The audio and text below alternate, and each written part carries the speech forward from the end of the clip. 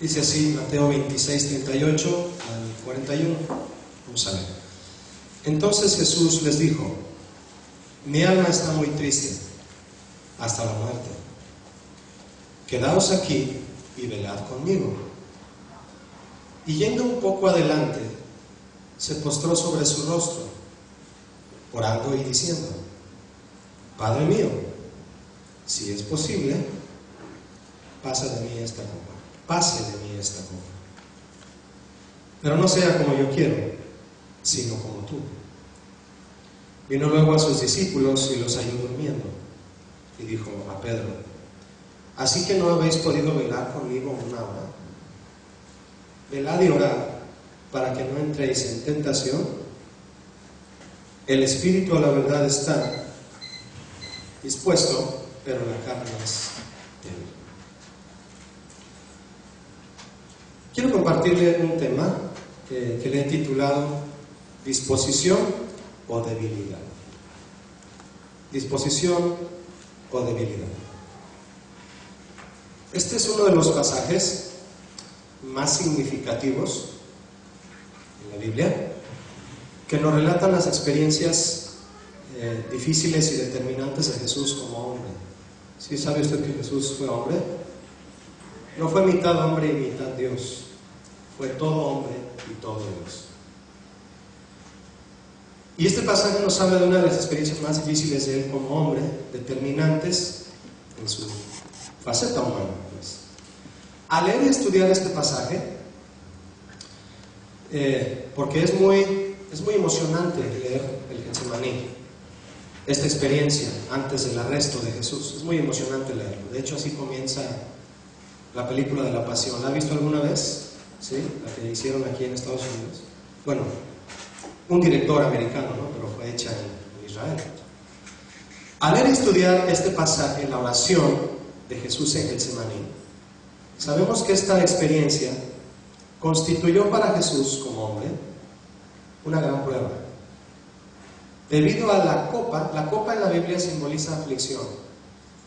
Debido a la copa que habría de beber, es decir, la aflicción por la que todo su ser habría de pasar. ¿Fue afligido el Señor Jesús? ¿Sí? Claro que sí fue afligido en la cruz por nosotros. De hecho, antes de llegar al Getsemaní, al lugar donde oró, donde fueron a arrestarlo, estando Jesús con sus discípulos, habiendo cenado por última vez con ellos, por eso le llaman la última cena, hablándoles de la grandeza del servicio. Ese fue el último tema que habló con ellos en la cena, la grandeza del servicio. Les dijo, momentos antes: ustedes son los que han permanecido conmigo en mis pruebas. Así les dijo a sus discípulos: ustedes han estado conmigo en mis pruebas. De hecho, en Mateo, Marcos y Lucas, que es donde habla de esta misma experiencia, de los 4 evangelios, esos son los que hablan de eso, se confirma que al salir Jesús de la cena a este lugar a orar, sus discípulos le siguieron. Ahora bien, es muy especial que Jesús haya establecido un mandamiento específico, clave, para enfrentar la tentación, estando él en medio de una aflicción. ¿Escuchó lo que le dije? Es muy especial que Cristo haya establecido un mandamiento específico para enfrentar la tentación, estando él en medio de una aflicción, de una prueba. Y fue en medio de esta prueba que se forjó esta enseñanza sobresaliente con respecto a cómo actuar en la tentación. Primeramente, en el pasaje que les comenté de Lucas 22, hace un momento, fue Lucas 22 el que les leí, cuando les dice a sus discípulos: ustedes son los que han estado conmigo en mis pruebas. En ese pasaje donde Jesús les dijo a sus discípulos eso, la palabra pruebas proviene del mismo vocablo del original, según el diccionario griego, que la palabra tentación. Cuando Jesús mandó y dijo, ¿qué le dijo a Pedro? Velad y orad, para que no entréis ¿en qué? En tentación. De hecho, la versión en inglés, King James, Dice, ustedes son quienes han continuado conmigo en mis tentaciones. Esta palabra ha sido controversial para mucha gente, inclusive hay quienes se han atrevido que en las tentaciones de Jesús no haya sido posible que las haya pasado todas. Inclusive hay una película por ahí que se llamó La última tentación de Jesús. Y han hablado de que tuvo hijos. Eso es blasfemia, ¿sí o no, iglesia? Jesús tuvo pruebas y tentaciones, pero no cayó en ninguna. ¿Están de acuerdo o no? Él era santo, ¿no? Es por eso que la palabra pruebas, en estos pasajes que vamos a ver, tenemos que saber deletrearla, investigarla, para ver qué significa prueba en el caso en el que Jesús fue probado y tentado. Vamos a ver, bien. Es un vocablo muy importante, interesante e importante. ¿Por qué? Por lo siguiente. El vocablo griego de donde proviene la palabra prueba en este pasaje significa dos cosas. Tiene por lo tanto dos enfoques. Y nosotros debemos enfocarnos en el que es correcto según nuestra situación. El primero es provocación. Por implementación, por adversidad, una tentación. Y vamos a ver ejemplos de eso. Pero el segundo vocablo de esta misma palabra, porque tiene raíces en griego, nos dice que es también probar, un esfuerzo para escudriñar, incitar y disciplinar, y también examinar. Muy bien, la conexión entre probar y tentar es debido a que este vocablo encierra dos cosas. La primera es poner a prueba por experimento del bien. ¿Sabías que Dios permite cosas en tu vida para disciplinarte, para probarte, mejor dicho, examinarte y que seas edificado? ¿Me expliqué o no? Un ejemplo, Job. Nadie puede pensar que Job mereciera lo que le pasó. ¿Pero qué quería probar el Señor? Su integridad. La probó y le demostró al enemigo que era un hombre íntegro. Sí, y le dio el doble de lo que le quitó. Y Job dijo, estando con una sarna terrible y rascándose con un pedazo de teja, la piel, arrancándose la piel ya podrida, yo creo, arrancándose ahí, dijo, Jehová dio y Jehová quitó. Sea el nombre de Jehová bendito. Y dice Job que él no profirió ninguna cosa en contra del Señor por lo que le había pasado. ¿Guardó su integridad? Sí. ¿Pero quién permitió la prueba? El Señor. ¿Para qué? Para examinar, escudriñar, para probar. Hay quienes piensan que no se merecen ser probados. E inmediatamente cuando viene una prueba o una circunstancia difícil, comienzan a decirle al Señor, Señor, yo he vivido con integridad. ¿Por qué me está pasando esto? Dice la Biblia, el que es santo, santifíquese más. El que es íntegro, el Señor te va a quitar toda impureza. ¿Cuántos quieren eso? Tenga cuidado si me dice amén, porque el Señor lo está oyendo y se lo va a tomar en serio. La otra forma de ver esta palabra prueba desde el griego es que tentación es una situación de prueba, también permitida por Dios, pero con un efecto beneficioso, sí.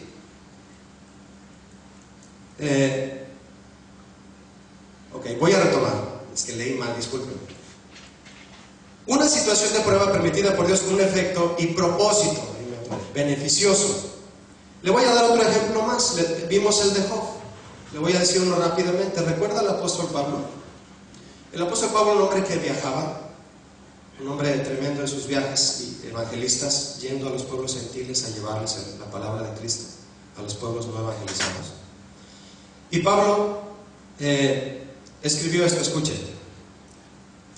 Y para que la grandeza de las revelaciones no me exaltase desmedidamente. ¿Qué significa eso? Tanto tenía del Señor revelación Pablo que podía volverse orgulloso.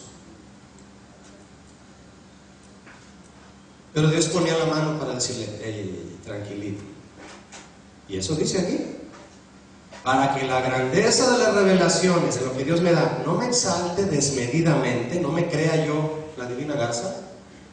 Me fue dado un aguijón en la carne, un mensajero de Satanás que me abofetee, que me dé cachetadas y me diga: ey, chichi, tranquilo, Pablo, lo que tú tienes, tú no lo produjiste, te lo está dando el Señor, así que Él es el que debe ser exaltado. Amén, iglesia. Un mensajero de Satanás que me abofetee, para que no me enaltezca sobremanera. Respecto a lo cual, ¿qué significa respecto a lo cual? De ese aguijón que tengo, que Dios permitió, le he rogado al Señor que lo quite de mí. Y me ha dicho, bueno, eso lo voy a leer ahorita, usted ya lo sabe, pero quiero ver esto. En primer lugar, ¿qué es aguijón? Es probable que Pablo sufría un problema de cataratas en los ojos. Se la pasaba escribiendo a la luz de una vela, que no había luz eléctrica. Imagínense toda la noche escribiéndole a los corintios, a los efesios, a los colosenses, a los filipenses, a los tesalonicenses, a los romanos, escribiendo. Si con luz eléctrica, a veces ya viendo el monitor, ya nos lloran los ojos, ¿no?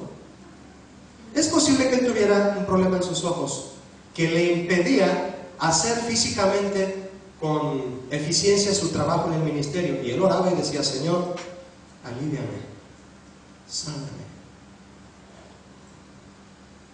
porque quiero servirte eficazmente. ¿Esa es una buena oración? Sí, es una buena oración. Pero nuestras oraciones ¿le dictan a Dios lo que va a hacer?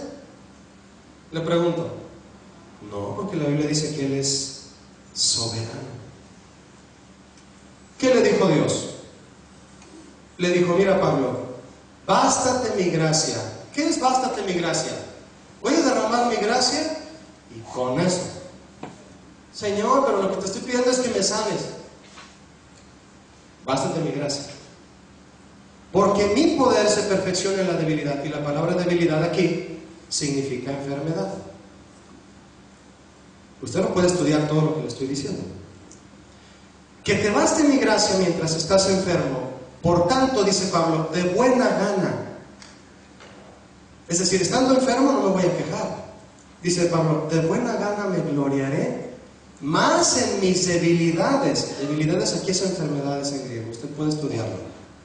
Para que repose sobre mí el poder de Cristo. Mi hermano, en medio de la aflicción puede reposar en nosotros el poder de Cristo. La cuestión aquí es la siguiente. Dios permitió que Pablo sufriera una aflicción física. ¿Cuál era el motivo? Que no se enalteciera. Mantenerlo humilde. ¿Me explico en eso? Sí, dice, para que no me enalteciera sobremanera por mis revelaciones. Bien.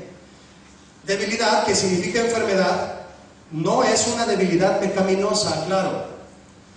Pablo no está diciendo de buena gana me gloriaré en mi debilidad. No confunda debilidad pecaminosa con debilidad que viene del griego como enfermedad. Pablo está diciendo de buena gana me gloriaré en mi aflicción física.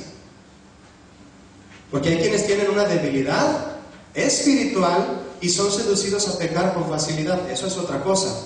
¿Me estoy explicando? Y vamos para allá. Entonces, ¿qué fue lo que Dios decidió aquí, mi hermano? Le voy a decir algo que para muchos de ustedes es controversial. Cuando Pablo le pide al Señor, Señor, eso le dijo, aquí están las palabras en Corintios, en 2 Corintios. Señor, le he rogado al Señor que lo quite de mí. ¿Que quite de él qué? ¿Me lo puede responder? La enfermedad. Le voy a preguntar algo. Si Dios le dijo, bástate mi gracia, le pregunto, hermano, ¿lo sanó? ¿Cuántos creen que lo sanó? No lo sanó. Dios decidió no sanarlo para que el orgullo no se apoderara de Pablo, pero derramó sobre él su invaluable gracia que lo sostuvo hasta el final del ministerio. ¿Qué significa eso, mi hermano? Es una prueba con un propósito de edificación y de examinar el corazón para crecer en el Espíritu. ¿Cuántos quieren ser probados por el Señor para crecer? Mire, ya nadie dijo amén.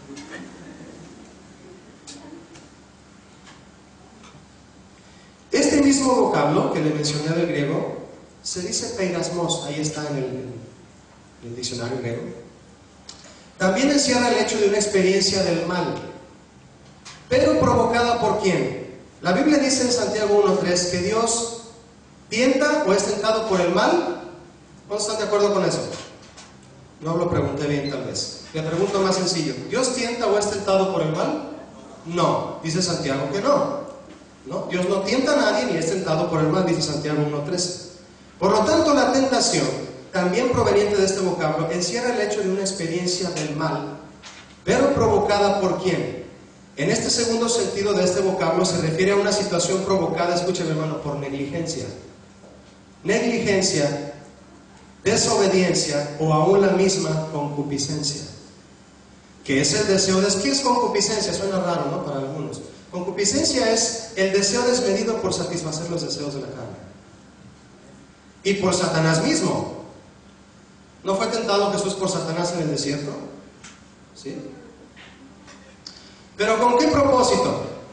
Como no es un propósito causado por Dios, este propósito de la tentación lleva la meta de que tiene este efecto de la tentación es conducirte a actuar mal.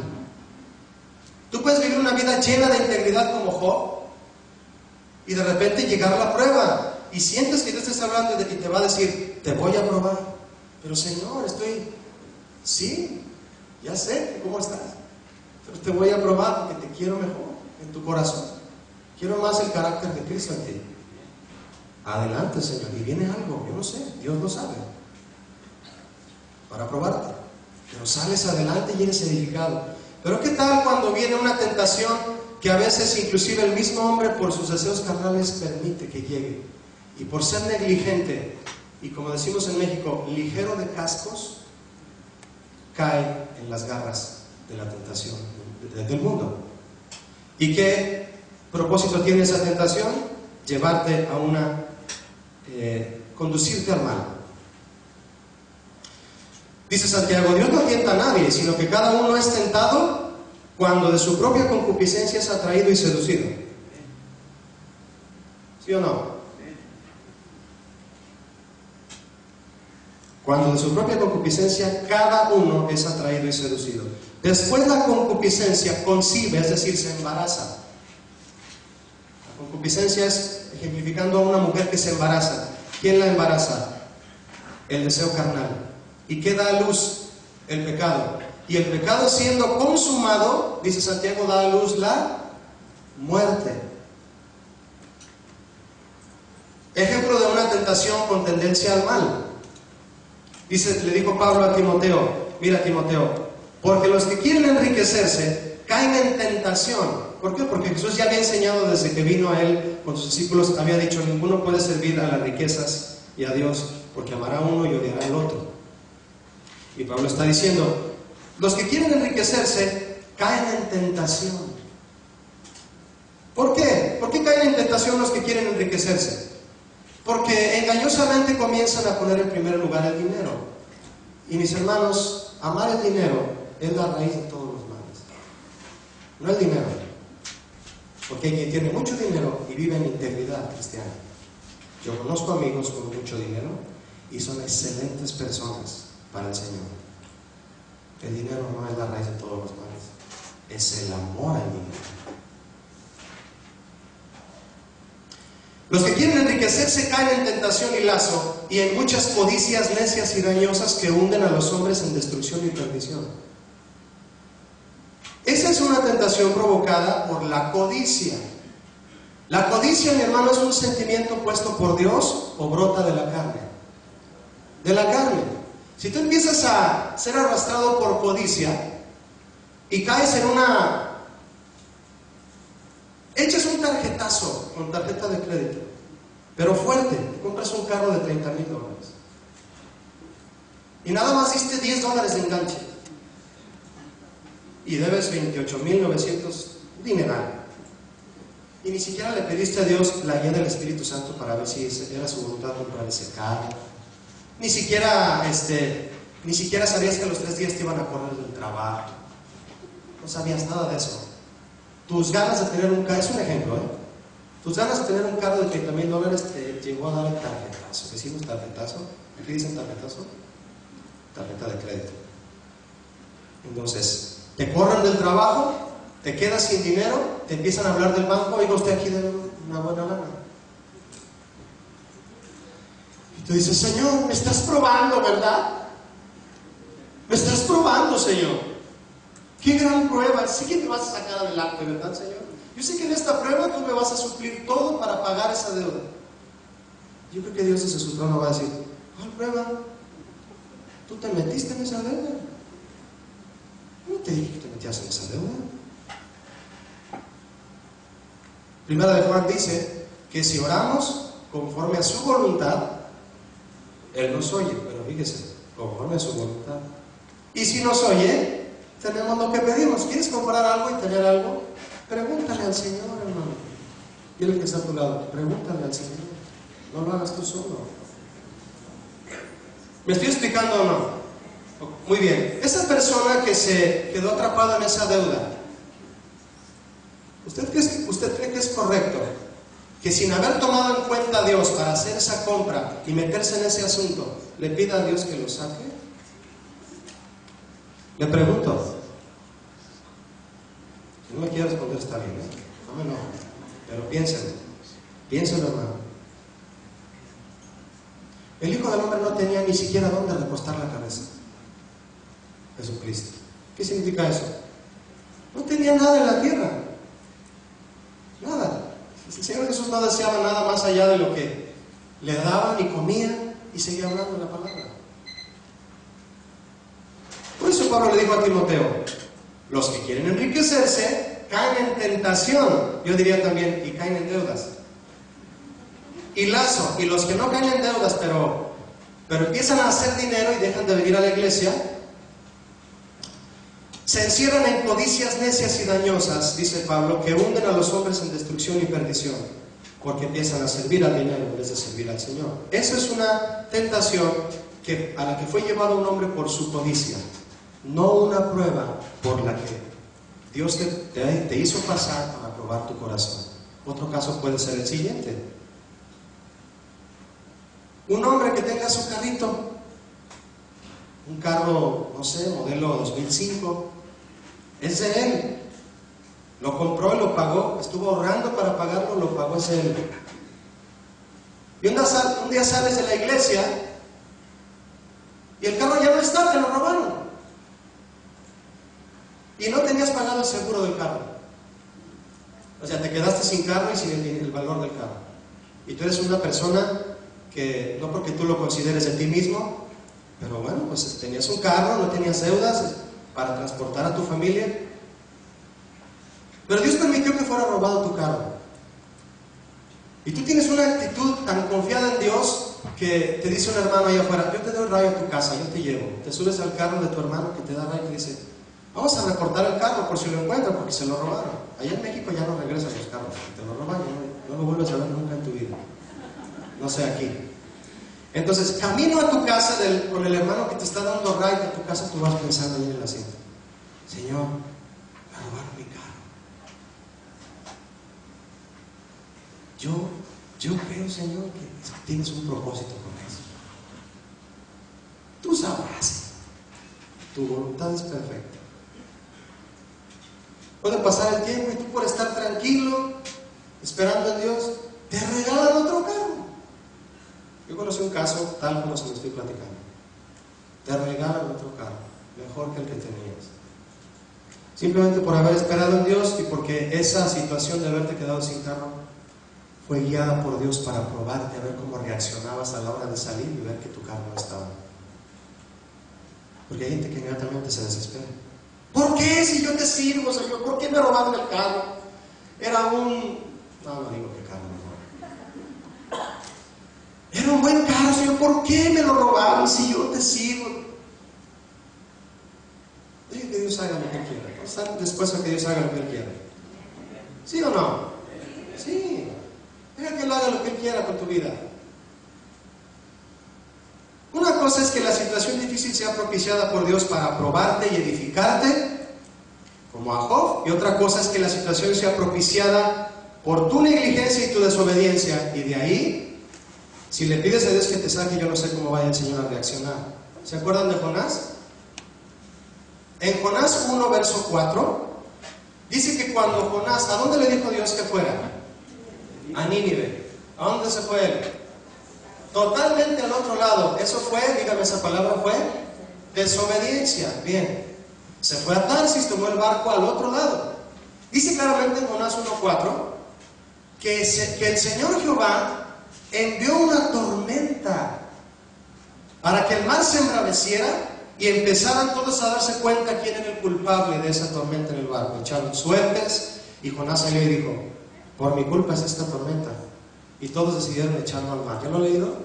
Yo le pregunto, imagínese a Jonás reprendiendo una tormenta que Jehová mandó. ¿Me explico o no?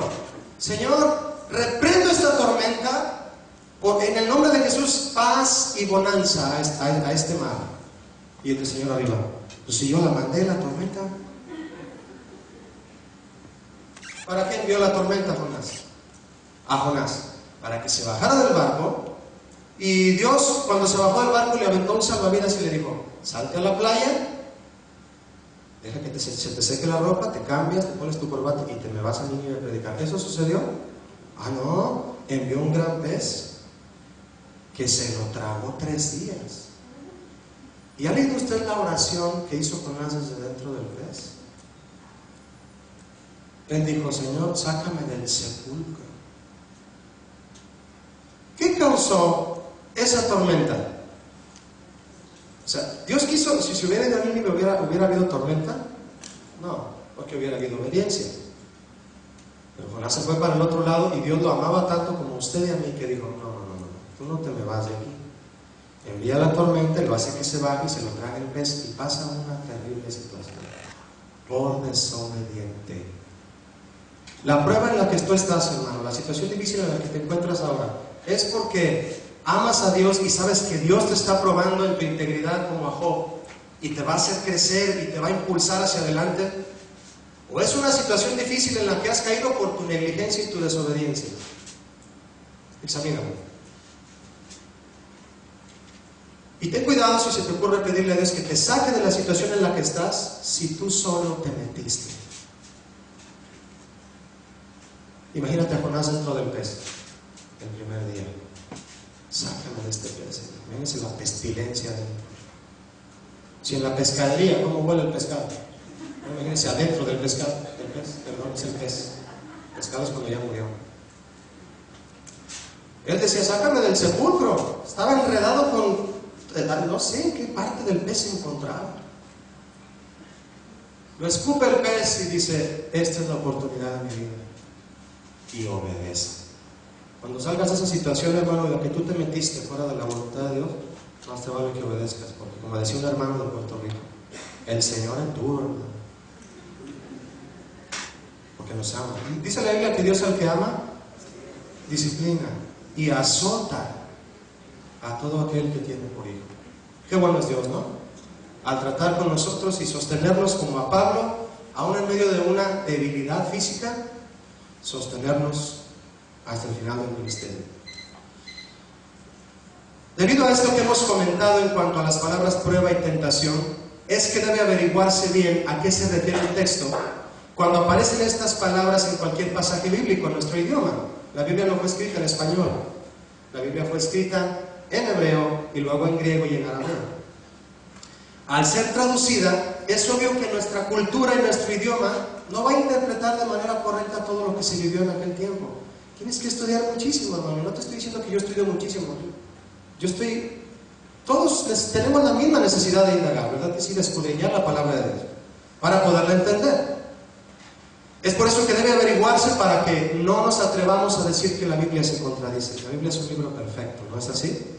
No, el que dice que la Biblia se contradice es porque no la conoce, no la estudia. La Biblia no hay que leerla, hay que estudiarla. La Biblia no es un libro anticuado, es un libro antiguo, pero no anticuado. Vamos a entrar de lleno en lo que el Evangelio nos relata de esta experiencia de Jesús, aclarando esto. Mateo 26, si me acompaña, verso 36. Dice así: entonces Jesús llegó con ellos a un lugar que se llama Getsemaní y dijo a sus discípulos: siéntense aquí Entre tanto que voy allí y oro. Bien, déjenme hacer un comentario hasta aquí. Por la forma en que explican los evangelios, Jesús fue acompañado a Getsemaní por todos sus discípulos. Dice aquí claramente, todos ellos. Menos Judas. ¿Verdad que no fue con él? No, Judas se fue a hacer el negocio de su vida. Fue a recoger un paquetito que le tenían preparado con 30 monedas de plata, ¿no? Bueno, no sé si fue el negocio de su vida o el negocio de su muerte. Por la forma en que explican los evangelios, entonces, todos lo acompañaron, se entiende que menos él, porque luego él llegó para darle el beso, ¿no? Traicionarlo. Bien, fíjese, la versión de Lucas dice que saliendo Jesús se fue como solía. Muy interesante que Lucas haya escrito, Jesús se fue como solía, es decir, era una costumbre para Jesús ir al Getsemaní, como solía, al monte de los olivos, y sus discípulos también le siguieron. El mandato dado por Cristo a todo el que quiera ser su discípulo es, lo recuerda usted mi hermano, si alguno quiere venir en pos de mí, ¿qué? Niéguese a sí mismo y tome su cruz y sígame. Eso dice Mateo 16:24. Muy bien. Mire, cuando usted y yo le decimos a Jesús, voy a seguirte, Jesús, entramos en un compromiso de aceptar las pruebas por las que Él diga que hemos de pasar. Jesús dijo, en el mundo tendréis ¿qué? Aflicción. Pero dijo, confíen, yo he vencido al mundo. Entonces, cuando le decimos a Jesús, Señor, yo te quiero seguir, en el momento en que tú lo dices, si lo dices de corazón, porque hay quien no lo dice de corazón. Si tú lo dices de corazón, Señor Jesús, yo te voy a seguir, en ese momento, hermano, tú estás sellando un compromiso, porque nuestro Dios es un Dios de compromisos. Un compromiso de aceptar las pruebas por las que Él te diga y te guíe a pasar, en el sentido claro de que serán pruebas en beneficio de nuestro propio ser. De hecho, formarán en nosotros el más grande de los beneficios. ¿Cuál es el más grande de los beneficios que hay en la Biblia, mi hermano? El carácter de Cristo. No hay otro. Es tan importante lo que menciona Lucas en su percepción, diferente a Marcos y Mateo, de esta experiencia. Dice Lucas que Jesús se fue al monte de los olivos como solía. Obviamente Jesús solía ir al monte para orar. ¿Cuántos suelen ir a su cuarto a orar? Jesús solía ir al monte a orar, es decir, era una costumbre, para tener comunión, pero también para recibir de su Padre instrucción y fortaleza para la siguiente experiencia, para lo que hubiera de pasar o ser probado en el plan de Dios. Tú puedes vivir circunstancias fuertes en el plan de Dios o en un plan tuyo. ¿Cuántos quieren estar en el plan de Dios? Sí, y lo que venga en el plan de Dios es para que yo sea a imagen de Cristo. Porque también Satanás tenía su propio plan para Jesús, ¿sí o no? Sí, y lo quiso llevar a cabo, para engañarlo, para sobornarlo, porque le dijo, si te postras ante mí, yo te haré soberano de todas estas naciones. En Mateo 4, cuando lo tentó en el desierto, si te postras y me adoras. Y luego él le dijo otras cosas, si te subes al pináculo del templo y te tiras, los ángeles van a venir a rescatarte y convierte las piedras en pan. Usted sabe lo que contestó Jesús. Lo que estamos haciendo énfasis aquí es que Satanás tenía un plan también para tentar a Jesús, para engañarlo, sobornarlo y para obtener su adoración, en base a su plan de tentaciones para hacerlo actuar mal. ¿Sabía usted, mi hermano, que no solamente Dios tiene un plan para usted, sino también Satanás? Pablo le dijo a los corintios, no ignoren las maquinaciones del enemigo, no las ignoren, dense cuenta que hay alguien tratando siempre de hacerlos tropezar, no sean ignorantes de eso. Por un lado, entonces, el plan de Dios con pruebas, claro, con situaciones que Él va a permitir para hacernos madurar, y por otro lado, el enemigo queriendo hacernos caer en tentación para destrozar nuestra vida, nuestra integridad y la santidad de Dios en nosotros, para hacernos actuar mal. Solo que a diferencia de cualquier hombre, Jesús nunca pecó. ¿Cuántos dicen amén a eso? Sí, Jesús fue un hombre santo, ¿no? Si tú o usted, mi hermana, es nacido de nuevo, dice la Biblia que aquel que es nacido de nuevo no practica ¿qué? El pecado. Todo aquel que es nacido de Dios no practica el pecado, dice la Biblia. Si tú eres nacido de nuevo, nacido de Dios, estarás entonces consciente que el carácter de Cristo se formará en ti a través de pruebas. No a través de las tentaciones a las que nosotros nos exponemos y caemos por ser torpes.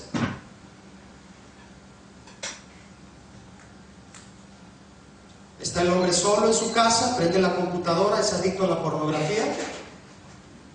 Dice que es cristiano, pero es adicto a la pornografía.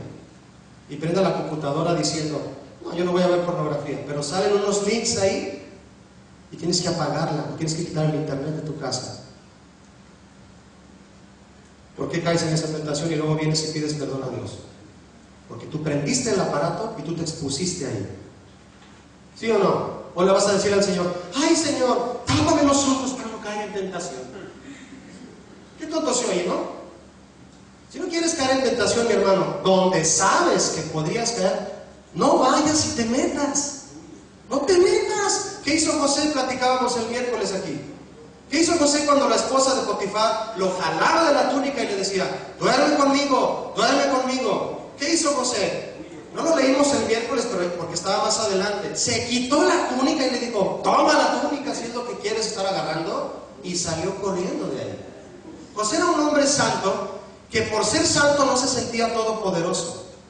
Sabía que la tentación lo podía desgarrar y mejor le corrió. ¿Me estoy explicando o no?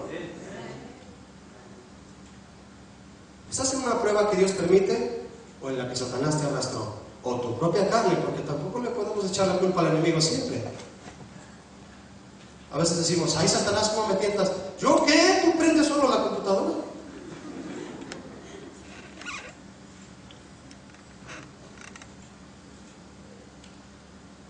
Si tú eres cristiano nacido de nuevo, entonces, como les dije, debes estar consciente que el carácter de Cristo se formará en ti a través de pruebas, y además consciente de que estas serán continuas. Ya pasaste por una prueba y dices, ya, se acabó la prueba. Tranquilo, porque ahí viene otra. Los jóvenes que estudian, aún profesionistas tremendos que tienen doctorados, maestrías, hay muchos que no se cansan de estudiar. ¿Conoces a alguien así? Yo tengo un amigo que tiene no sé cuántas maestrías en contabilidad, fue a estudiar en España, no sé a dónde, es un erudito en contabilidad, en contar números. No se cansa. ¿A dónde vas? Se llama Ricardo. Ya voy por un diplomado. Ahora voy por otra maestría a este lugar. Ahora voy a esto. Y cada vez que hay un diplomado o una enseñanza, siempre le hacen un examen. Siempre le hacen un examen. Para superarse, tienes que pasar un examen, ¿sí o no? O llegas a high school o a Harvard. ¿Cuántos llegan a Harvard y yo quiero entrar a Harvard, señor director? Adelante, traigas esas cosas. ¿Así te dicen? No, hombre, te hacen un examen y tienes que estudiar. Pero bastante, exámenes, pruebas, a ver si eres apto o no. No os sorprendáis por el fuego de la prueba que ha de venir como si alguna cosa extraña os aconteciese, dice la Biblia. No se sorprendan si viene la prueba y digan, ¿por qué otra prueba, Señor? Dice la Biblia. ¿Quién dijo eso? ¿Quién dijo eso? ¿Pedro? No se sorprendan, Santiago. Cuando venga la prueba y digan, es que ¿qué es esto? No. Es para que la fe sea aprobada y salga como oro purificado. ¿Cuántos desean eso?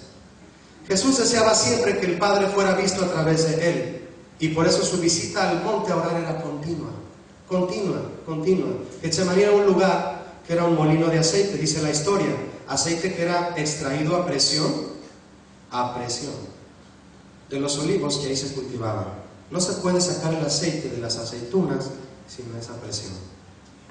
La Biblia dice en Romanos 8:14 que todos los que son guiados por el Espíritu de Dios, estos son hijos de Dios. Jesús siempre rechazó la falsa adoración, ¿sabía? Reconocía la falsa adoración.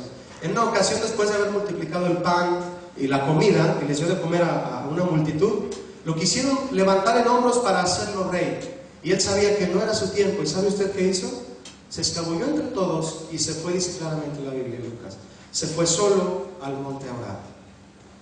A Jesús no le gustaba que la gente solo porque les había dado de comer lo levantaran en hombros y le dijeran, este es el rey. No, yo soy el rey nomás porque les doy de comer. No, discúlpenme, pero no. Solo por darles provisión soy su rey. Entonces si no les doy, no soy su rey. Y mejor se iba, dice Lucas, se escabullía entre todos y solo corría al monte a orar, solito ya. No le gustaba la fama. Tremendo, ¿no? No caía en esa tentación Jesús, no caía. No le gustaba que el pueblo le ofreciera ese tipo de adoración. Y no era para Jesús ni la más mínima tentación eso, por el contrario, en su continua plenitud con el Espíritu Santo, en su condición de hombre, siendo humano, aún así decidió ser siempre guiado por el Espíritu Santo, y eso hacía que fuera imposible que se saliera del plan de Dios. Mis hermanos, fuera del plan de Dios, fuera de su voluntad, no hay un plan de bendición para el hombre. ¿Cuántos están seguros de eso? Fuera del plan de Dios no hay un plan de bendición para ti. Si decides estar en el plan de Dios, mi hermano, Él no lo va a cambiar. Señor, quiero estar en tu plan, pero está pesadito tu plan, Señor. Dios no tiene un plan B. Dios es perfecto, hermano. ¿Usted cree que Dios va a decir, no te gustó esa prueba? A ver, te voy a poner otra más sencilla.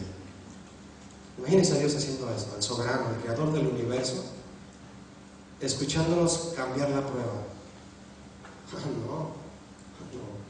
Dios no tiene un plan B. Dios tiene un solo plan, su perfecta voluntad. Si existe un plan B, no es de Él, es de la carne o del enemigo, o de algún hombre que ande por ahí. Dios solo revela sus estrategias para salir de la prueba a aquellos que tienen comunión con Él. Por eso Jesús solía ir al monte. Y cuando se enfrentaba con pruebas, con discusiones con los fariseos, cuando fue al desierto llevado por el Espíritu, pero tentado por Satanás, supo qué responder siempre, porque siempre estaba en comunión con su Padre. Siempre. Dios solo revela sus estrategias para salir de la prueba a aquellos que tienen comunión con Él. Verso 37, si me acompaña, de Mateo 26, dice, Mateo 26, 37, y tomando a Pedro y a los dos hijos de Zebedeo, Juan y Jacobo, comenzó a entristecerse y a angustiarse en gran manera. Entonces Jesús les dijo a Pedro, Juan y Jacobo, mi alma está muy, ¿qué? Muy triste, hasta la muerte. ¿Qué es eso de hasta la muerte? Estaba exageradamente triste, hermano. ¿Usted cree que Jesús tenía ansiedad por el dolor que estaba a punto de pasar? Claro que sí, era un hombre. Y les dijo, quédense aquí y velen conmigo. Interesante esto, miren. Les dijo a Pedro, Juan y Jacobo, quédense aquí conmigo y velen conmigo. Bien. El sufrimiento de Jesús, mi hermano, en este momento surgió por pensar en el dolor físico que se avecinaba, en que se separaría del Padre al morir por los pecados del mundo. Repito, no solo por pensar en el dolor físico, sino porque habría una separación. ¿Por qué cree usted que estando en la cruz, a punto de morir, dijo, Elí, Elí, lama sabactani? ¿Por qué dijo eso? Porque fue un momento clave de oscuridad, inclusive dice el Evangelio, en donde el Padre tuvo que dar la espalda al Cordero cargado de pecado. Solo que ese pecado no era de Él, era nuestro. Ese dolor Jesús sabía que lo iba a pasar y le causaba muchísima aflicción. Él sabía que el plan divino estaba en marcha. Un plan divino estaba en marcha. ¿Tanto sufrimiento, Julio, en un plan de Dios? Sí.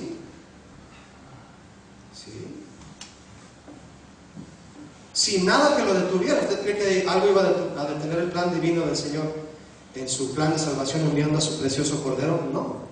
En su naturaleza humana Jesús estaba batallando. Si no, ¿por qué pidió 3 veces que la copa pasara?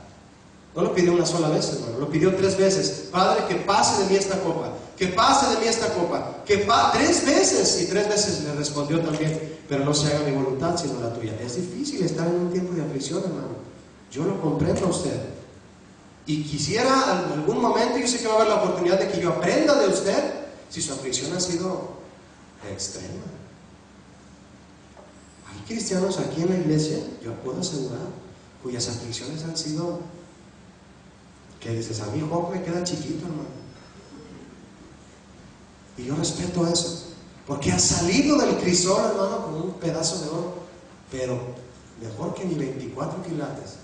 ¿Sí o no Dios nos quiere así? Solo la prueba, hermano. No os sorprendáis por el fuego de la prueba que ha de venir. Fuego. Y fuego habla de sacrificio, de dolor, de aflicción, pero para ser purificados y mejores para el Señor. Ese es Esa es la intención de las pruebas del Señor. Continúo, no debemos permitir que ningún dolor, dificultad o aún tentación nos convenza a desertar en la prueba de Dios. Dios no envía, mi hermano, dice la Biblia, algo más mayor de lo que tú puedas resistir. Julio, es que mi esposo me abandonó y me dejó con 4 hijos y no tengo trabajo. Y está el problema económico en Estados Unidos. Tú tienes al Señor. ¿No tienes al Señor? Pero tienes a Él. Él es tu esposo, Él es tu marido, dice Isaías. Le dice a la mujer viuda, yo soy tu marido, dice el Señor. Dijo Isaías. Tremenda palabra para las mujeres solas. Yo soy tu marido. A Dios no se le escapa nada. No debemos permitir que ningún dolor, ni dificultad o aflicción en medio de la prueba nos haga desertar de la prueba. No, ¿cómo es posible? ¿Cuántos quieren superarse? Como el ejemplo que les puse hace un momento, no me llega otro de momento. Está el joven haciendo su examen allí en la Universidad de Harvard y se desespera. Es que estas preguntas no me las sé. Cálmate, estudiaste, a ver, cálmate, déjalas al final, responde las más fáciles. Y luego, porque hay estas estrategias para responder un examen difícil, ¿no? Y luego ya llegas al momento de las preguntas con calma y dices, sí, ya me acordé. Y respondes el examen y te aceptan en la escuela. Tómalo con calma. Si estudiaste y te preparaste para ese examen, tienes que pasar por el examen. ¿Cuánto más en las pruebas del Señor, en donde Él no permite más de lo que podemos resistir? No lo va a permitir, hermano. Porque Dios es bueno. ¿No le da gracias por eso? Dice Hebreos, se lo voy a leer yo, dice el libro de los Hebreos. Y Cristo en los días de su carne, ¿qué en los días de su carne? En los días de ser un ser humano, ofreciendo ruegos y súplicas con gran clamor y lágrimas. Fíjese, Cristo en su faceta de intercesor. Al que le podía librar de la muerte, fue oído a causa de su temor reverente. Y aunque era hijo, y dice hijo con mayúscula, por lo que padeció, ¿por lo que qué? Por lo que padeció, por la aflicción, aprendió la obediencia. Mi hermano, en la prueba se aprende obediencia. ¿Cuántos quieren ser verdaderamente obedientes para el Señor? Te van a azotar con vara. Todo el mundo dice sí cuando te preguntan, ¿quieres obedecer a Dios? Sí, yo quiero obedecer a Dios. Y a la hora del mandato, dices, ay, no, pero ese mandato no. No, ¿cómo no? Dijiste que querías obedecer a Dios. Y como Dios te lo tomó en serio, ahora no te va a soltar. Y si te vas por ahí en desobediencia, te va a disciplinar para que vuelvas. ¿O a poco tú le dices a tu hijo? Yo tengo un chavito de 1 año, se llama Moisés, mi niño, ya me muero por verlo. Tengo 4 días sin verlo. Ya me muero por verlo. Y imagínese que yo le diga, hijo, ven para acá. Y que nomás voltea a verme y se ríe y se sigue yendo al otro lado. Si está la puerta de la calle abierta, se va gateando a la cochera. Se sale de la calle gateando, ¿verdad? Como de película, ¿no? Entonces yo le puedo decir, hijo, ven para acá. ¿No quieres regresar? Pues vete a la calle y haz lo que quieres. Y tiene 1 año.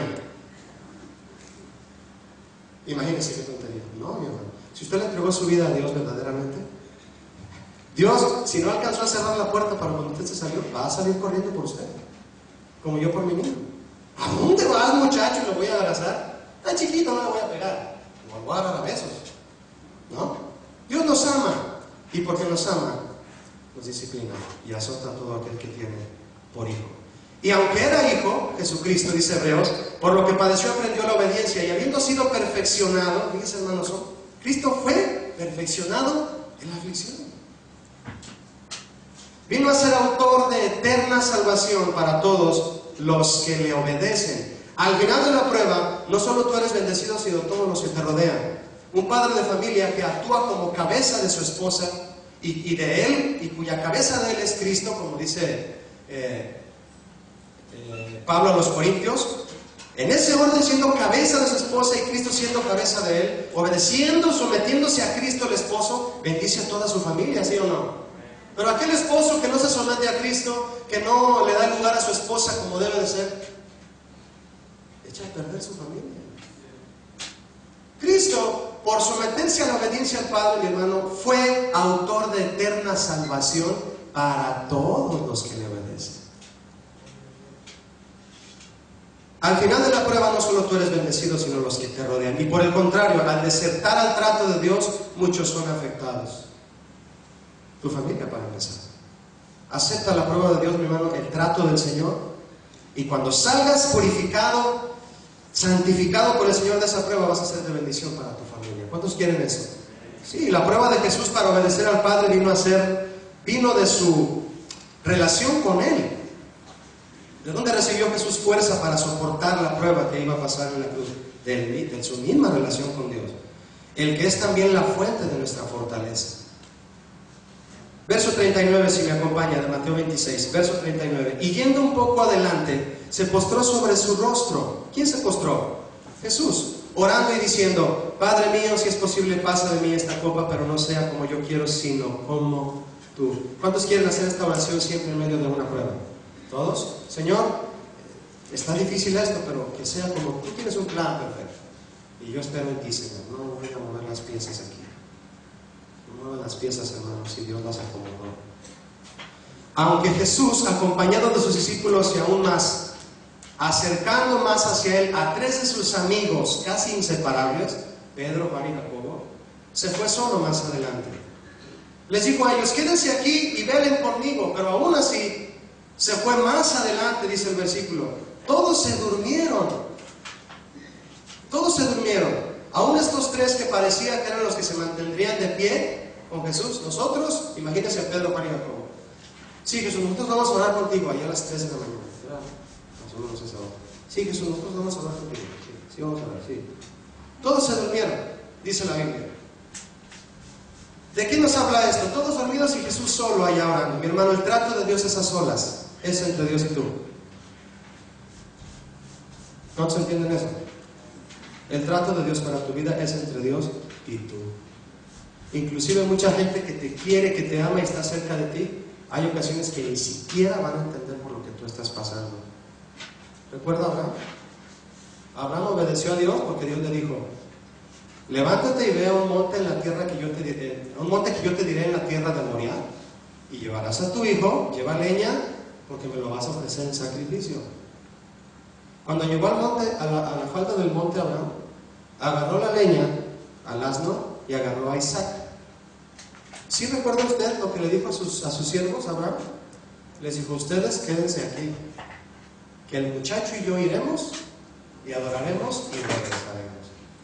Imagínate si Abraham se lleva a sus siervos al monte y sus siervos ahí con Abraham, y Abraham pues serán sus siervos. Imagínate a Abraham diciéndole a sus siervos: amarren a Isaac. Perdón, amo, pero ¿para qué lo vas a amarrar? Amarren a Isaac, obedece. Que amarremos a Isaac tú. Pues amárralo, amarran a Isaac. Bien, ponle leña alrededor. ¿Qué? Que le pongas leña. ¿Qué va a ser el patrón tú? No sé, ponle leña. Le ponen leña y el Isaac está ahí. ¿Qué pasó, papá? Tú tranquilo, hijo. Ahora enciendan el fuego. Y tú tomas este cuchillo y mata al niño. Imagínate, ¿qué harían los siervos? Amarran a Abraham y le dicen: usted está loco. ¿Cómo va a matar a su hijo? Y 20 años, más de 20 años esperándolo. Y ya está bien viejo usted. ¿Cuándo va a tener descendencia, señor Abraham? Se está matando a su propio. Es que miren, ustedes no entienden. Es que es una cosa que... ¿Cómo que Dios le dijo que mate a su hijo?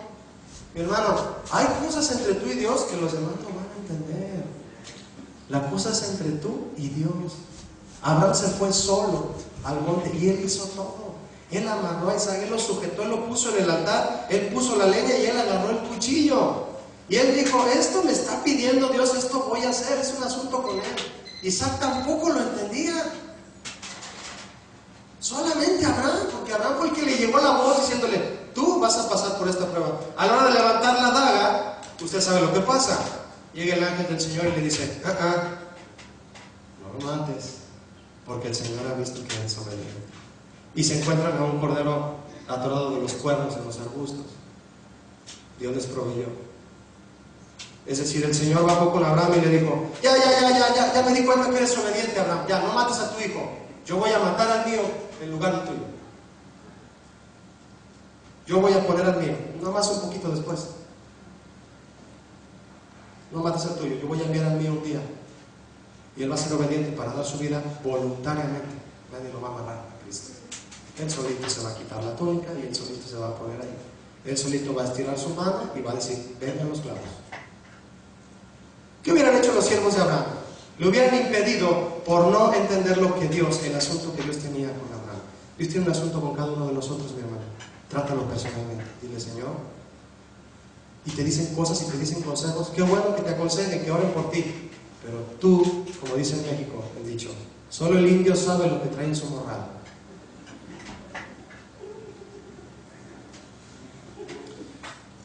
Sí, solo el indio y Dios. Porque es omnisciente, ¿no? ¿De qué nos habla esto? El trato de Dios es a solas con el Señor. Jesús no se rebelaba contra la voluntad de su Padre cuando pidió que si fuera posible lo librara de la copa. Eso no significa que se estaba rebelando contra la voluntad de Dios. Al contrario, le reiteró 3 veces que se hiciera su voluntad. No como yo quiero, sino como tú quieras, Señor. Lo que pasaba es que su agonía de Jesús era peor que su muerte, hermano. Sudó gotas como de sangre. Se le rompieron, yo no sé qué parte de sus partes capilares en la piel se reventó. Y por los poros empezó a sudar, mezclado con el sudor, ya salía medio anaranjado el sudor. Eso es una extrema situación de ansiedad. Es un asunto médico, comprobado médicamente, de tanto nerviosismo. Dura la prueba. ¿Pero qué hizo? Llegó al final, y por eso estamos usted y yo aquí. Lejos del pecado y cerca de los brazos del Señor prácticamente, ¿no? De hecho, en la versión de Lucas dice, y estando en agonía, oraba más intensamente, y su sudor era como gotas de sangre que caían hasta la tierra. En la versión de Marcos dice, y Jesús decía, Abba Padre, que es una expresión como diminutiva de padre, como en inglés es el daddy, ¿no? Le dice el bebito a su papá, daddy, de cariño, ¿no? Abba Padre, todas las cosas son posibles para ti, aparta de mí esta copa, mas no lo que yo quiero. Yo creo que levantaba su voz con un dolor diciendo, Señor, no quiero ir a la cruz. Pero luego se armaba de valor y decía, pero que se haga tu voluntad, no la mía. Si estás en un momento así, hermano, nomás clama como Jesús. Señor, estoy pasando esto, estoy en una situación pesada, pero que se haga lo que tú quieras, Padre. Porque después de la cruz, decía un amigo mío, está la gloria. Después de la cruz está la gloria. La frase Abba Padre expresa un clamor que denota cercanía total con el Padre. La prueba produjo que en Jesús una actitud como de desear abrazar intensamente a su papá para sentirse protegido. Ese es el resultado de la intercesión intensa, hermano. Te acercas con Dios tanto que le dices, Señor, pero nomás estoy esperando sentir aquí que me aprietas porque ya no puedo. Ya no puedo yo. Pero el poder de Dios, le dijo a Pablo, se perfecciona. ¿En dónde? En la debilidad. Cuando estás enfermo y ya te estás por caer, Dios llega y mete la mano a tiempo. Sí, así es siempre. La tentación en un momento como este sería renegar de lo imposible que es pasar la prueba ante los ojos naturales. Yo no aguanto esta prueba, Dios me está permitiendo una situación que es imposible para mí, yo no puedo.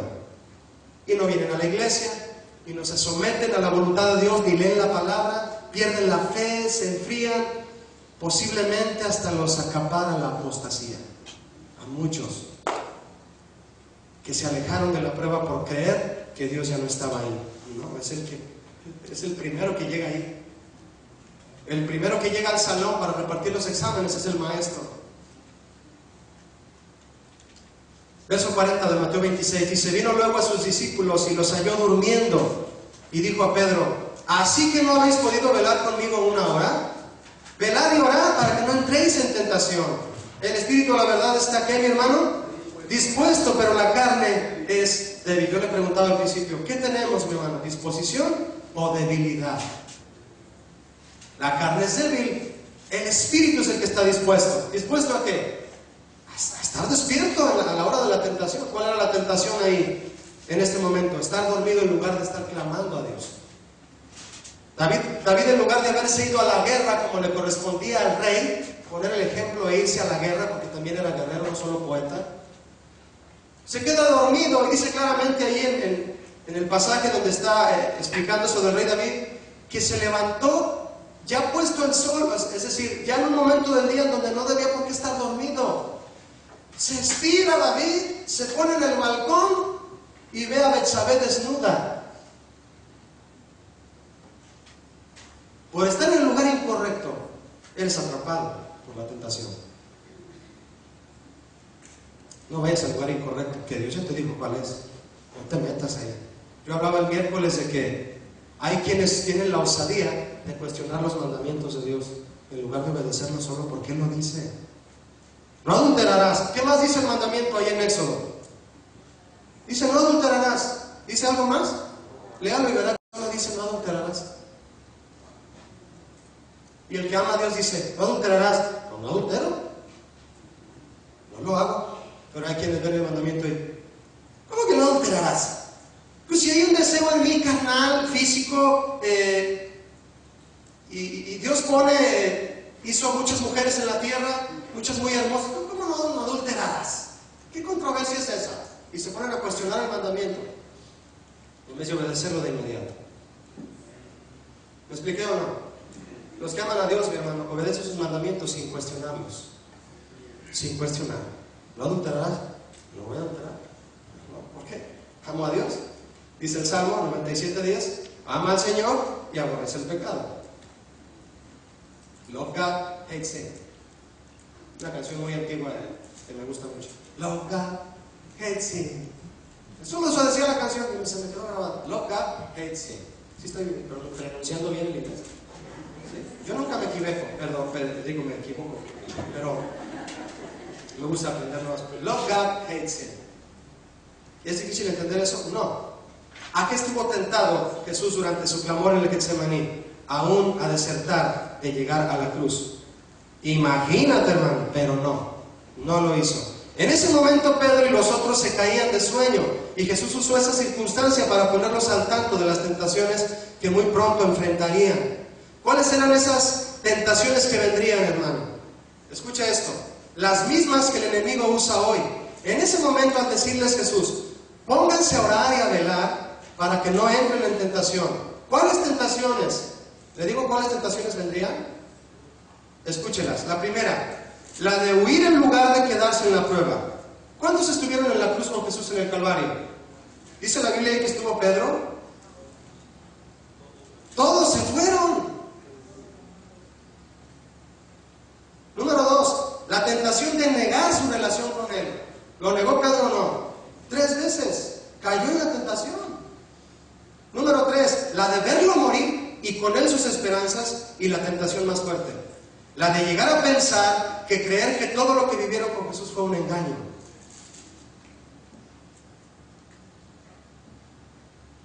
Fuertes tentaciones. Acuérdese de Tomás, triste, sin esperanza. Tomás, Jesús resucitó. No, que resucitó. No, a mí que me lo traigan y yo quiero meter mis dedos en sus llagas. No seas incrédulo, no, tráemelo aquí. Dime dónde está para ir. Ya no creía. Esas eran las tentaciones que estarían por venir, mi hermano. Van a venir momentos en la tierra, escritos en Apocalipsis, en donde van a venir cosas terribles, hermano. En algunas partes de la tierra ya están ocurriendo. En algunos lugares de China, tengo un amigo que acaba de ir para allá a predicar. Dice que cuando lo invitaron unos pastores de aquí de Estados Unidos, pero de misioneros allá, juntaron a las personas a quienes él les iba a predicar. Obviamente él era el traductor en este caso fue de español, y luego había otro que traducía de español a inglés, y luego de inglés al chino, mandarín creo. Llegaron y se vieron en un parque todos, y después voltearon para todos lados y se fueron debajo de un puente. Y se pusieron todos en hilera debajo del puente para que no los vieran desde el helicóptero o de alguna manera, porque los arrestan a todos. Y todos empezaron, saquen su Biblia. Pues ¿cuál Biblia? Traían todos 5 o 10 páginas en su bolsa cada uno, dobladas las que alcanzaron a traer, porque no permiten pasar Biblias. Y sacaron las 3 o 4 y Luis les tuvo que preguntarme, amigo, pues ¿qué páginas traen? Pues traemos el Salmo 23. Ah, pues de ese vamos a hablar. Y como traían el Salmo 23 los chinitos, de eso les predicó mi amigo. Vamos a hablar del Salmo 23. Pero todos debajo del puente para que no los vieran. Y máximo 20, 25 minutos están ahí. Nos andan persiguiendo. No me gustó el bebito. Van a llegar tiempos así, mi hermano. El Apocalipsis lo promete. ¿Qué va a pasar en esos momentos de prueba? ¿Qué va a pasar ahí? A todos los que eran supuestamente los amigos de Jesús cayeron en este tipo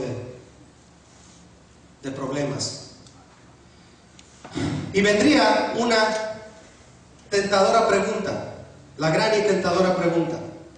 Todos los discípulos reunidos vieron a Jesús morir en la cruz, fueron y lo sepultaron. ¿Qué pasó mientras él resucitaba? Yo creo que se juntaron en una casa y empezaron: ¿sí sería el Mesías o no? Oye, Pedro, ¿a ti qué te dijo de que iba a resucitar? Pues a mí me dijo que iba a resucitar al tercer día. ¿Y qué vamos a hacer ahorita? Pues no sé. Ya no está con nosotros. Imagínense el miedo. ¿Seguiremos creyendo que Jesús es el Mesías? Otra pregunta: ¿sigo siendo cristiano? Y la tercera pregunta: ¿de verdad vendrá otra vez a recoger a su iglesia? Quiero preguntarle, hermano, ¿usted todavía está consciente de que Cristo vendrá por segunda vez? Si no guardas esa esperanza y si no vives guardando esa esperanza, caíste en la tentación de negar a Jesús. Perdiste la esperanza, pero déjame decirte que Él vendrá otra vez. Ellos lo esperaban otra vez. Lo esperaban, les prometió resucitar al tercer día y estaban ansiosos de que amaneciera ese tercer día, ese domingo tal vez. ¿Nosotros estamos ansiosos de que Cristo venga por segunda vez? Igual que lo estaban Pedro y sus amigos. Espero que sí, mi hermano. Porque si perdemos esa esperanza y esa fe, entonces fuimos totalmente derrotados. Hay gente que le ha pasado eso. Espero que no nos pase a ninguno de aquí. Somos hijos de Dios, tenemos que guardar esa esperanza. El Señor viene, ¿no es así? Una batalla por desertar, mi hermano, o continuar, surgió en Jesús y sus discípulos. Jesús se dispuso, terminó su obra, sus discípulos se mostraron débiles, lo dejaron solo. ¿Por qué? ¿Por qué existe esta lucha entre el espíritu y la carne que Jesús refiere aquí? Porque mientras el espíritu, que es el alma racional, puesta por Dios, el principio vital, dice el diccionario, es decir, en el hombre, que es el espíritu, el neuma, que es el que está dispuesto, el que quiere ir hacia adelante. La palabra dispuesto significa ir hacia adelante, está predispuesto. Lo que diga el Señor, eso quiere hacer el espíritu. Tiene ánimo a estar dispuesto. La carne, en este sentido en el que Jesús la menciona, es una palabra que se dice sarx, que significa en el sentido ético y espiritual carne, y que es la naturaleza inferior de un humano, el asiento y vehículo de los deseos pecaminosos. Ese es débil. El espíritu es dispuesto, siempre lo está. La carne es débil. La carne es débil. La palabra débil significa sin fuerza, enferma, frágil. Eso significa. Jesús nos deja este mandamiento, el cual viene a ser, estoy terminando, el cual viene a ser la mejor manera de superar las tentaciones. Lo dijo de una manera contundente, hermano, y hay que saberlo distinguir. Él dijo: velar y orar. Muchos creen que velar y orar es lo mismo. Muchos creen que cuando ya oraron, ya velaron. No es lo mismo, no lo confunda, hermano. La palabra velar significa estar alerta. No es lo mismo que orar. Usted puede venir a una velada de oración, pero porque se quedó despierto, porque velar, uno de sus significados es estar despierto. Pero en este significado de Jesús, velar significa estar alerta. Le dijo a Pedro: ponte alerta, Pedro, porque si no entras en tentación. Y vino la tentación. ¿Cuál tentación? ¿Tú andabas con ellos? No, yo no. ¿Cayó en la tentación? Claro que cayó. Vino una horrible, negó a Jesús. Pero le había dicho anteriormente: ponte alerta y ora. Pero tenía miedo. Vio lo que le empezaron a hacer a Jesús desde lejos. Vio que lo empezaron a lacerar, a flagelar, a cachetear. Le ponían un costal, le pegaban en la nariz y le decían: adivina quién te golpeó. Le escupían y dijo Pedro: no, hombre, no me conviene decir que ando con él. Después se arrepintió, como usted y como yo, ¿verdad? Y lloró amargamente. Y gracias a Dios lo usó poderosamente. El consejo suena sencillo: velar y orar, pero son pocos los que hacen sabiamente, o lo hacen sabiamente y acorde a la Biblia. En los 3 pasajes, Jesús dice, es decir, Mateo, Marcos y Lucas. En los 3 pasajes Jesús dice, velen y oren para que no entren en tentación. Velar, como le decía mi hermano, es estar alerta, conscientes de las posibilidades de tentación. ¿Hay posibilidades de tentación en tu trabajo? Le pregunto, por favor, respóndame. Sí las hay. ¿Hay posibilidades de tentación con tu secretaria? ¿Hay posibilidades de tentación, jóvenes, en la escuela? ¿Sí las hay o no? ¿Sí las hay? ¿Hay posibilidades de tentación cuando te metes a internet? Sí las hay. ¿Hay posibilidades de tentación cuando andas tú solo, varón? ¿Varón? No responda bien. ¿Hay posibilidades de tentación cuando anda usted solo? Sí las hay. Jesús dijo, velar. ¿Qué es velar? Estar alerta. Tú puedes orar 4 horas y orar en lenguas y pedirle al Señor que te fortalezca poderosamente. Pero si vas al 7-Eleven o alguna tienda y están las revistas pornográficas y te quedas viendo ahí como bobo, no estás velando, no estás alerta. Hay que cuidar los ojitos. Cuidado tus ojitos al mirar. Dice Jesús, si te es ocasión de caer el ojo, porque lo volteas a ver así, dice Jesús, quítate el ojo, mejor entra tuerto en el reino de los cielos, a que entres con tus 2 ojos al infierno. ¿Cuántos prefieren quedarse tuertos? Yo no. Yo no. Yo quiero guardar mis 2 ojos para el Señor y seguirle sirviendo con mis 2 ojos e irme al cielo con mis 2 ojos. Cayeron en la trampa.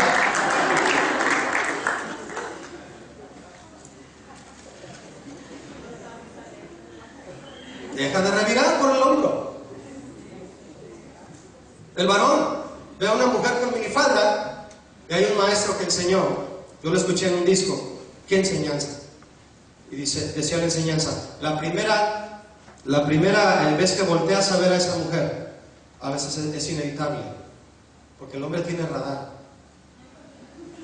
Volteas, pero cuando volteas y ves a la mujer y vuelves a voltearte a donde estés, ya no voltees por segunda vez porque ya sabes que ahí está. ¿Me explico o no? La primera vez es inevitable, la segunda sí. Y en la segunda ya le das gloria al Señor y le dices, no, yo no volteo. En 2 minutos se baja esa emoción de la carne y yo sigo siendo fiel a mi esposa, hasta con la vista. No propicie, hermano, usted mismo los momentos de la tentación. Hay que velar. Abra los ojos. Pero como decía un amigo, como caballo, amigo, camina como caballo, viendo el piso. Y como caballo de calandria, con tapojos aquí.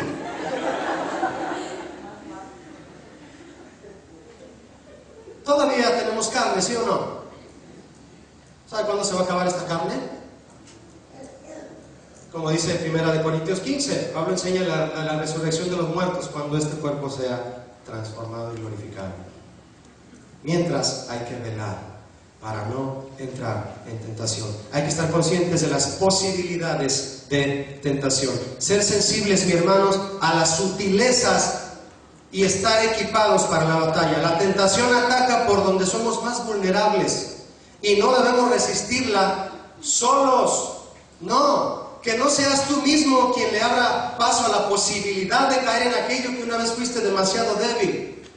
No le abras paso, ciérrale ahí. Así como Jesús abrió su corazón a Pedro, Juan y Jacobo diciéndoles, ¿saben qué? Fíjense, hermano, Jesús era todopoderoso, ¿sí o no? ¿Por qué le habló a sus 3 amigos que le acompañaran a orar? Porque los quería que ellos le ayudaran a orar. No te quedes solo con eso que estás batallando. Platícaselo al pastor. Platícaselo a un amigo maduro que te enseñe la palabra. Háblale por teléfono y dile, ¿sabes qué, mi hermano, brother? Soy adicto a la pornografía. ¿Qué hago? Ayúdame.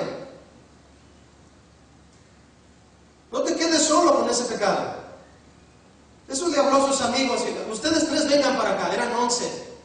Que Judas ya se había ido allá a cobrar, a traicionar. Eran 11, le habló a ellos 3 y les dijo, ¿saben qué, Pedro? Juan les dijo a los 3, llorando lo que vamos a leer, me siento mal, me duele, tengo miedo, ayúdenme a orar. Y los 3 hombres se voltearon a ver, te quedes solo, hermano. Somos hermanos en Cristo, ¿sí o no? Busca a alguien que te apoye, que te ayude a orar. Confiesa tu pecado y prosperarás, dice el Salmo. El que confiesa su pecado prosperará. El que no, confiésalo. Habla con el pastor, pide consejo, no te quedes ahí, te vas a hundir. Pero hay que velar y orar y platicar a los que sabes que te aman y te van a ayudar. ¿Cuántos dicen amén a eso? Orar, mis hermanos, usted sabe lo que es orar. El pastor Memo me comentaba que tienen oración de intercesión aquí. La oración es esencial porque nos fortalece para contrarrestar el poder de Satanás. La oración no es la que contrarresta el poder de Satanás, es el Señor en nosotros. Pero orando tenemos esa comunión con el Señor para poder estar en la buena batalla de la fe. ¿Sí o no? David entonces sus batallas buscó a Dios. Fue la primera vez, está en Primera de Crónicas 14, la primera vez venían los filisteos contra David y fue y oró ahí en el santuario y le dijo: Señor, ¿voy a vencer a los filisteos? Y le dijo el Señor: sí, los vas a vencer. Pelea de esta manera, hazle así. Muy bien, Señor. Y fue y peleó y los venció. Pero vinieron a atacarlo por segunda vez, dice el capítulo, y dice la Biblia que David fue y oró para preguntarle nuevamente al Señor si los iba a vencer. Y Dios le dijo: sí, los vas a vencer otra vez. Pero David no sabía. Imagínense que David hubiera ido a pelear la segunda batalla, pero sin haberle preguntado al Señor. No, pues si voy y le pregunto al Señor, el Señor me va a decir que sí les voy a ganar. Lo importante no era eso, hermano, si ganaba o no ganaba. Lo importante era que él le preguntara a Dios qué es lo que se debía de hacer. Hay que preguntarle a Dios, hermano. ¿Cuántos acostumbran preguntarle a Dios? Señor, ¿quieres que haga esto? Señor, ¿quieres que me case? Y el Señor: sí, quiero que te cases. ¿Con quién, Señor? Yo te digo, tú tranquilo. Yo te aviso. ¿Y mientras qué hago, Señor, sin mi esposa? Sírveme como lo estás haciendo, tú tranquilo. No estés ahí papaloteando, invitando a salir a todas las chicas de la iglesia. Ya no te preguntan quién es tu novia, sino que cuál no es. ¿Cuál no ha sido tu novia? Pregúntale al Señor todo eso. Aquí te responde. Y te dice: tú quieres. Pero no oramos, hermano. Tenemos que orar. ¿A cuántos les gusta orar? Sentir que cuando hablas con el Señor, Él te dice: yo te voy a guiar. Yo voy a ser tu GPS, tu GPS en la vida cristiana. Él te va a decir cómo, por dónde. Qué maravilla, ¿no? Y los que le piden a Dios que los guíe, ¿fallarán en algún momento? ¿Quién va a fallar, hermano, obedeciendo a Dios siempre? Es imposible que Dios te lleve al hoyo. Él nos rescata del hoyo, dice el Salmo, quien rescata del hoyo nuestra vida, porque caemos en el hoyo por no haberle preguntado antes. Pablo enseñaba a los corintios: no ignoren las maquinaciones de Satanás, la manera en que él opera, no ignoren, estén atentos de lo que él hace, porque si no va a ganar ventaja sobre ustedes, les dice a los corintios. Tanto de la prueba que llega del plan de Dios, como de la tentación que viene por un plan de la carne o demoníaco en tu vida, de ambas Dios te puede sacar, hermano, pero es muy diferente las circunstancias después. Es muy diferente las consecuencias. Es muy diferente. Puedes entrar en la prueba del Señor o en una tentación en la que tú solo te acercaste. Las circunstancias serán totalmente diferentes, totalmente. El miércoles mencioné algo de eso, ¿no? José no propició que se le acercara la mujer de Potifar. Él estaba haciendo su trabajo en el palacio y esta mujer se le acercaba a él y él siempre se negó y no falló. Y aunque fue encarcelado y culpado de haberse acostado con ella, Dios sacó a luz su sabiduría, reveló los sueños del faraón y llegó a ser gobernador de Egipto. Sansón, por andar de volado con Dalila y diciéndole: mira, si me amarras con perejil, se me quita la fuerza, y no era cierto. Si me amarras con esto, se me quita la fuerza, y no era cierto. Jugando con el pecado, jugando con la tentación, diciendo: yo no caigo, yo me meto ahí y no caigo, lo mataron. Y prácticamente él se suicidó porque derrumbó el palacio donde estaban los filisteos y cayó muerto. Y para eso ya había quedado pelón y ciego. Es decir, sin fuerza y sin visión. Son muy diferentes las circunstancias de haber estado en la prueba de Dios o en la tentación a la que nosotros por desobediencia nos metimos. Hay que cuidar eso, hermano. Las circunstancias dependerán si estamos dispuestos o débiles. ¿Me ayuda a leer juntos, puestos de pie, Santiago 1:12? Le invito a ponerse de pie y leer juntos Santiago 1:12. Quiero invitarlo a que lo leamos con mucha atención y en voz alta. Santiago 1, verso 12. Dice así. Cuando lo tenga me dice ya. Muy bien, dice así. Bienaventurado el varón. ¿Que qué? Que soporta la tentación. Porque cuando haya resistido la prueba, recibirá la corona de vida que Dios ha prometido a los que ¿qué? ¿Cuántos aman al Señor? Cierra tus ojos conmigo, vamos a orar. Principalmente darle gracias. Señor, en esta mañana te damos muchas gracias.